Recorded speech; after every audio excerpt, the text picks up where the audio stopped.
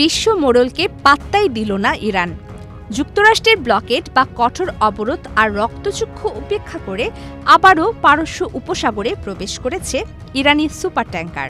পেন্টাগনের নজরদারি ফাঁকি দিয়ে ইরানের এই দুঃসাহসী অনুপ্রবেশ রীতিমতো মার্কিন অহংকারকে এক নিমিষেই চুরমার করে দিয়েছে।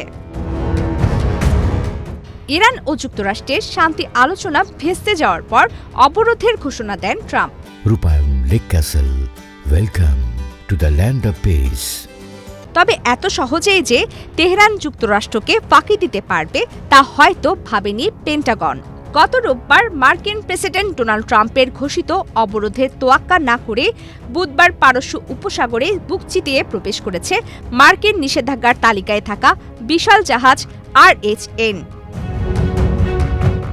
জাহাজ চলাচলের তথ্য বিশ্লেষণকারী সংস্থা LSEG ও কেপলারের তথ্য বলছে ২০ লাখ ব্যারেল জ্বালানি তেল বহনে সক্ষম এই দানবীয় সুপার ট্যাঙ্কারটি বুধবার হরমুজ প্রণালী পাড়ি দেয়।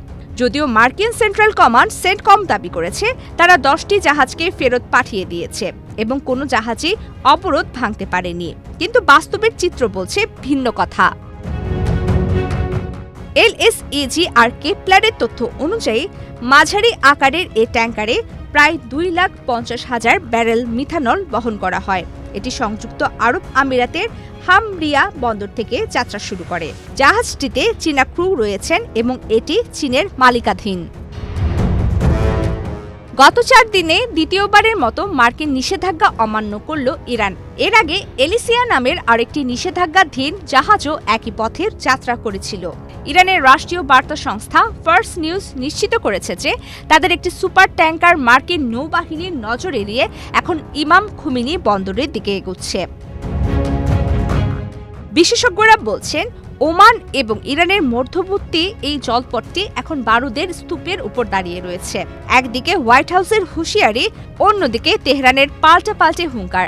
যুক্তরাষ্ট্র হুমকি দিয়েছে যে যারা ইরানের তেল কিনবে তাদের উপরও নেমে আসবে কঠোর খড়গ।